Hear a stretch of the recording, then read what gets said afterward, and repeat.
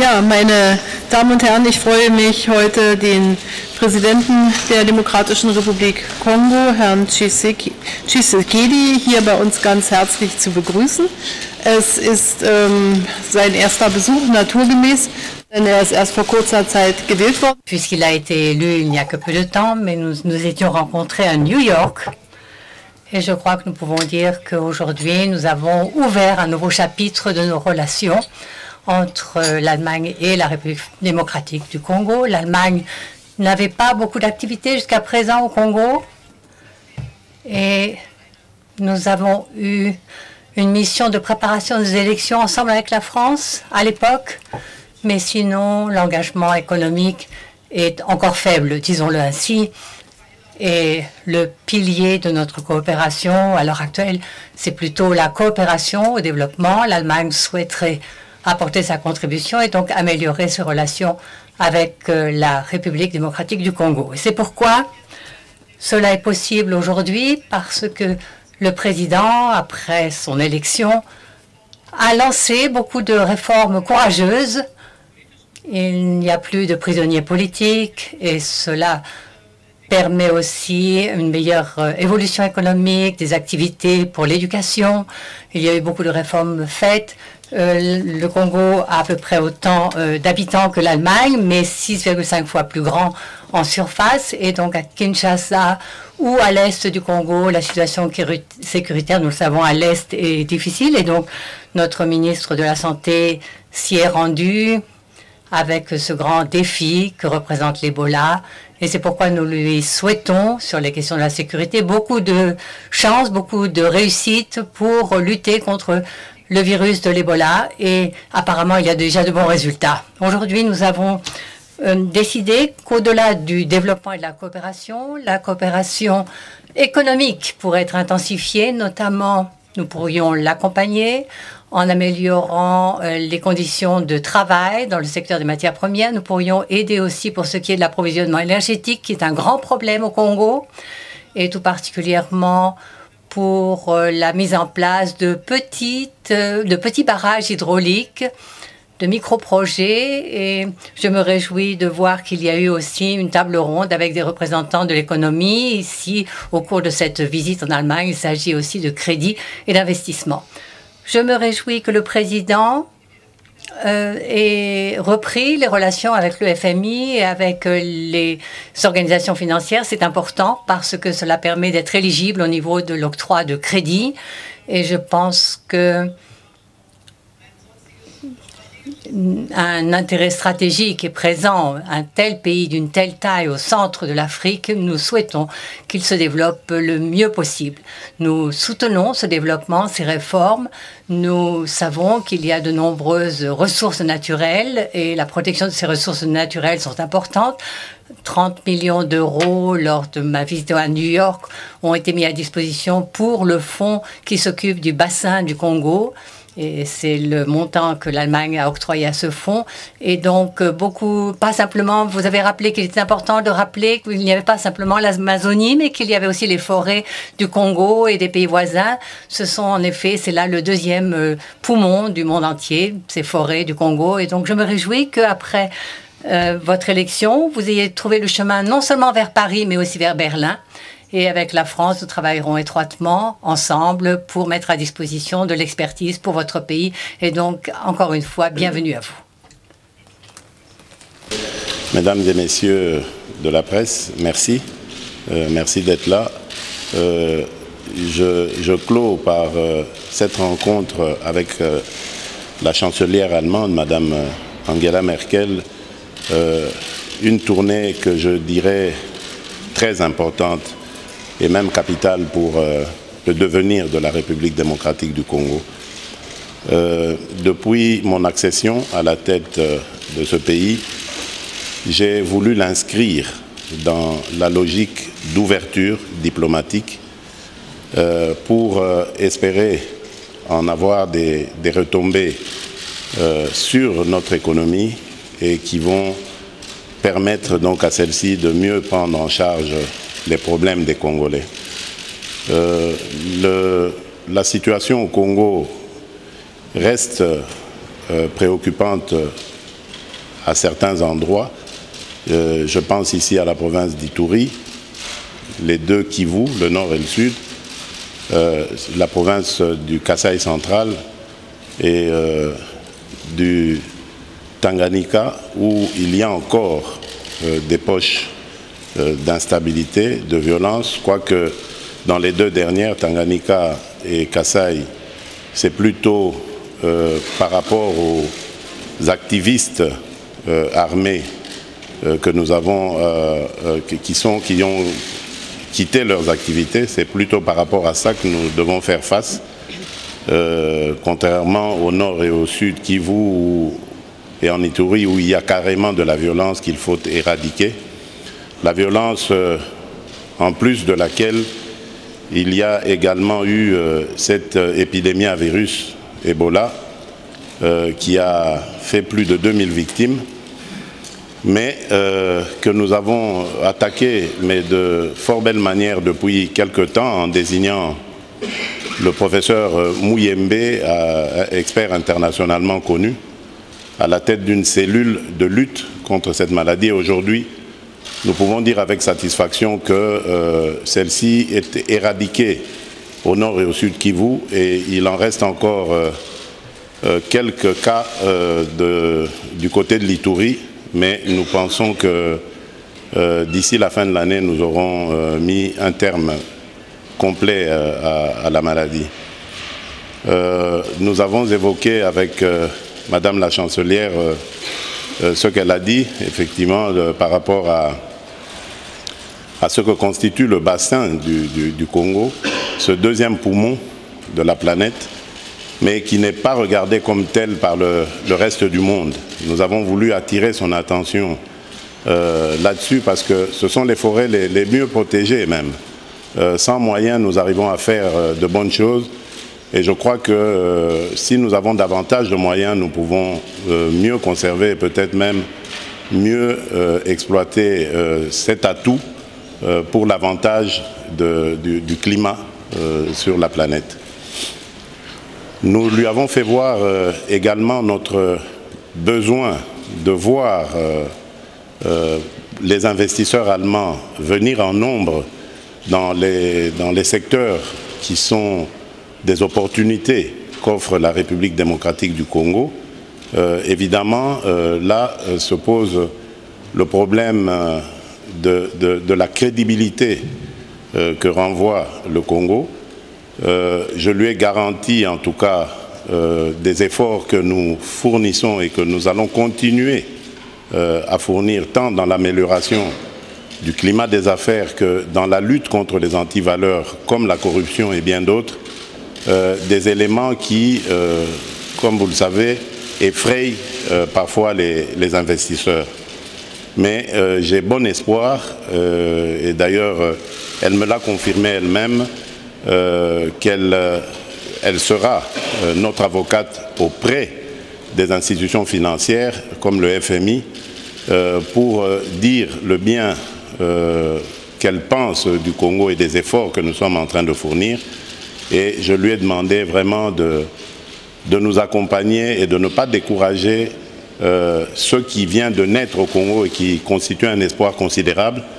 Et que je vous rappelle d'ailleurs cette alternance démocratique et pacifique qui a eu lieu et qui permet au Congo d'entamer ses pas vers son développement et l'instauration d'un État moderne au cœur de l'Afrique, avec les atouts considérables qu'il a.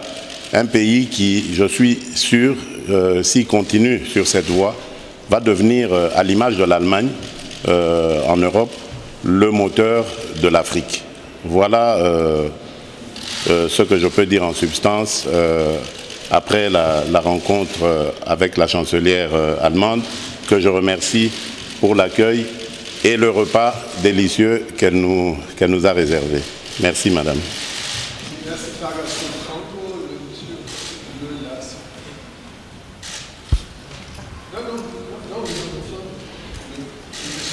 Bonjour, Christian Lusakweno, Top Congo FM. Ma question est pour la chancelière. Vous dites que vous êtes satisfaite des changements qu'il y a eu en République démocratique du Congo et que vous êtes prête à aider. Mais au niveau économique, qu'est-ce que concrètement l'Allemagne se dit prête de faire dès maintenant? Parce que le président, vous le dit, a commencé des réformes. Comment l'aider au plus rapidement? On a vu que le Fonds monétaire et les autres partenaires posent encore certaines conditions et cela va prendre du temps. Merci. Oui. Ce n'est pas un processus qui peut se faire d'un jour à l'autre, mais il y a un bon début qui a été fait. Et en Allemagne, les entreprises investissent. Donc, nous pouvons parler, contacter les entreprises, aider à mettre des bonnes conditions d'investissement, par exemple des crédits Hermès facilités ou bien des garanties pour les investissements. C'est ce que nous pouvons faire. Et il y a aussi la crédibilité du Congo qui n'est pas encore énorme, mais si vous travaillez à nouveau avec le FMI ou avec la Banque mondiale, nous pouvons permettre en effet d'avoir des conditions améliorées pour nos entreprises qui souhaitent investir. Et donc c'est le début ici d'une nouvelle histoire, d'un nouveau chapitre, parce que jusqu'à présent nous n'avons eu que peu de coopération économique, quelques millions d'euros ou de dollars, pas plus jusqu'à présent. Et j'ai donc proposé que dans 6 mois, un représentant du président vienne nous retrouver ici en Allemagne et que nous fassions un état des lieux pour savoir, depuis la visite, depuis les entretiens que nous avons eus ici, où est-ce que nous en sommes dans 6 mois, où est-ce qu'il y a des difficultés et où est-ce que nous pouvons continuer d'aider. Frank Jordan, AP. Frank Jordan, AP. Monsieur le Président, vous avez souvent rappelé que vous n'étiez pas une marionnette de Kabila. Et donc, quelle est votre relation avec Kabila? Comment vous pouvez la décrire? Et concernant le ministre de la Santé, qu'est-ce que vous pouvez dire concernant son intervention dans la crise pour l'Ebola? Et aussi pour les retournés du Daesh. Est-ce que vous pensez que les personnes qui reviennent ici en Allemagne doivent être surveillées ou présentent un danger pour l'Allemagne lorsqu'elles sont renvoyées maintenant dans le pays d'origine? Par rapport à nos relations avec mon prédécesseur, je peux vous dire avec assurance et sans peur d'être contredit qu'elles sont au beau fixe. Je comprends évidemment les spéculations des uns et des autres. Je vous l'ai dit ici, ce qui s'est passé au Congo en début d'année est historique. Ça va faire l'année prochaine 60 ans que le Congo est indépendant. Et donc, depuis ce temps, nous n'avons jamais assisté à une alternance pacifique et démocratique. C'est bien donc normal que 59 ans après notre indépendance, quand cette alternance arrive, que des gens continuent de se poser la question de savoir si le président sortant est toujours actif ou pas. Parce que c'est la première fois qu'un président sortant reste au pays, qu'il ne part pas en exil pour chasser par le pouvoir qui vient d'arriver. Et donc, comme c'est le cas dans notre pays, les gens, à commencer par les Congolais eux-mêmes, il y en a encore quelques-uns qui pensent que ce n'est pas vrai parce que Kabila reste présent au Congo. Mais c'est son pays, il a le droit de rester là. Et ce n'est pas le rôle du président Félix Tshisekedi de le pourchasser, de le poursuivre. Donc, je pense que ce n'est qu'une question de temps. C'est le temps qui, comme d'habitude, va faire les choses, va clarifier cette situation. Et ce ne sera plus qu'un vieux débat. Pour ce qui nous concerne, en tout cas, le courant passe bien. Il a une expérience avérée de la gestion de ce pays. Et donc, quelquefois, nous organisons des rencontres pour parler des problèmes du pays, de certains dossiers dans lesquels il a plus de connaissances que moi. Et donc, je le consulte de ce côté-là. Mis à part cela, nous parlons aussi des problèmes de la coalition et de la gestion du pays. Mais dans l'ensemble, il sait que je dirige ce pays et il se tient vraiment à sa place, celle d'un consultant quand j'en ai de temps en temps besoin. Et il le fait vraiment de gaieté de cœur et j'en profite d'ailleurs pour l'en remercier. Alors, par rapport à Ebola, je crois que les nouvelles sont bonnes, je l'ai dit. Le rôle de l'Allemagne a été aussi déterminant parce que l'Allemagne est venue à la rescousse de la République démocratique du Congo et a contribué à nous renforcer dans nos capacités à faire reculer la maladie. Aujourd'hui, c'est une réalité. La maladie a reculé et continue d'ailleurs de reculer jusqu'à son éradication. Enfin, je dirais, il ne faut pas avoir peur des gens qui reviennent de la région de Beni ou de Goma sous prétexte qu'ils seraient porteurs de cette maladie, parce que tout simplement, il y a un dispositif au Congo et dans la région qui fait que tous les individus, quels qu'ils soient, passent par un test rapide au moment où ils traversent les frontières. Donc il n'y a vraiment pas de risque d'avoir des cas par ici, parce que même déjà dans la région par rapport aux pays voisins, nous avons réussi à tout circonscrire de telle sorte que nous n'avons pas eu beaucoup de cas qui se soient signalés là-bas. Donc la maladie a été contenue de manière admirable avec le peu de moyens qui étaient à notre disposition. Et moi, je félicite toutes les équipes nationales et internationales qui nous ont aidés à nous attaquer à cette maladie.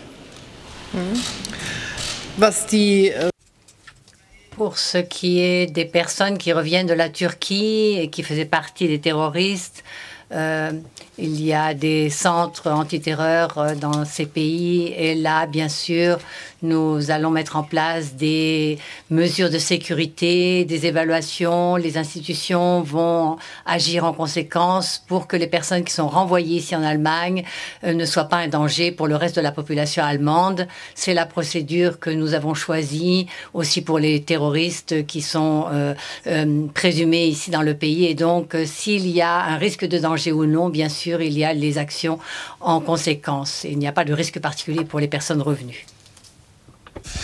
Voilà. Monsieur Marc de Voice, une question à la chancelière. Le peuple congolais a beaucoup d'espoir avec son nouveau président, vu le moment très difficile que le Congo a passé. Maintenant que vous passez à une nouvelle relation, est-ce que le peuple congolais peut être rassuré que l'Allemagne et l'Union européenne est vraiment partenaire en vrai de la RDC pour l'accompagner pour son développement? Oui, l'évolution est réelle, les changements sont là et le président l'a souligné lui-même. Nous évaluons ce que nous avons vu ces premiers mois de magistrature suprême, c'est quelque chose de très positif et du point de vue allemand, nous pouvons en effet ouvrir un nouveau chapitre. C'est presque le premier grand chapitre que nous avons ensemble et cela est valable pour les autres partenaires de l'Union européenne. Nous voulons être un partenaire de la République démocratique du Congo. Nous savons que c'est important pour le Congo. Si on regarde la taille du pays, le positionnement du pays, le nombre de voisins tout autour et justement ces relations qui ont été améliorées avec les pays voisins pour essayer d'apaiser les conflits existants. Et donc, avec nos possibilités, nous voulons soutenir ce chemin. Bien sûr, le chemin lui-même, c'est le président avec sa population qui doit le prendre, mais nous pouvons, là où il y a demande, nous pouvons aider. Bien sûr, nous ne voulons pas nous imposer, nous allons accompagner simplement, mais là où nous pouvons soutenir, nous le ferons. Et bien sûr, nous ne pourrons pas solutionner les problèmes d'un jour à l'autre, mais je crois qu'on peut prendre un nouveau départ. Herr Präsident. Monsieur le Président, il y a beaucoup de pays qui s'occupent de l'Afrique, la Chine, l'Inde, la Russie à l'heure actuelle, et aussi les Européens, pas simplement les Français, mais aussi l'Allemagne. Et la semaine prochaine, il y aura une grande conférence africaine ici. Et donc, avec quel partenaire vous préférez travailler? Vous êtes un pays riche en matières premières. Est-ce qu'il y a avec certains partenaires des problèmes que vous voyez particulièrement? Et donc, vous privilégiez plutôt d'autres partenaires. Donc, avec cette initiative Compact with Africa, est-ce qu'il ne faudrait pas élargir à d'autres pays, parce que là, il y a peut-être des garanties qui pourraient être données à des sociétés allemandes, par exemple? Nous avons plutôt une approche multilatérale de la question. Nous ne faisons pas de préférence pour qui que ce soit, mais ce qui est certain, c'est que nous chercherons dans chaque domaine les partenaires les plus performants. Et bon, je vous laisse le choix de savoir quelle est la place de l'Allemagne en termes de performance, pour savoir l'intérêt que nous pouvons apporter à cela. Tout ce que je peux dire, c'est que j'ai une politique d'ouverture au monde. Je n'hésite pas à aller partout où on manifeste de l'intérêt pour mon pays. Bien entendu, il y a une amitié traditionnelle, une coopération traditionnelle avec l'Europe de l'Ouest, l'Allemagne et la France en tête, mais comme vous l'avez dit, il y a d'autres pays, la Chine, tout récemment la Russie avec le sommet Russie-Afrique de Sochi, qui manifeste pour notre pays. Moi, je suis là pour servir mon peuple, mes concitoyens, et j'irai dans le sens où leur intérêt sera primordial. Et c'est tout ce que je peux dire à ce niveau. Oui, je pense qu'avec la République démocratique du Congo, on a parlé aussi de Compact with Africa. Bon, nous n'avons pas insisté, mais ce n'est pas un groupe qui est clos, qui est limité. Et donc, si nos relations s'améliorent et sont plus vivantes, chaque pays d'Afrique peut faire partie de cette initiative Compact with Africa. Et donc, je n'exclus pas qu'un jour, il y ait, par exemple, le Congo parmi nous. Si le Congo le souhaitait, ce serait quelque chose de positif. Merci. Merci.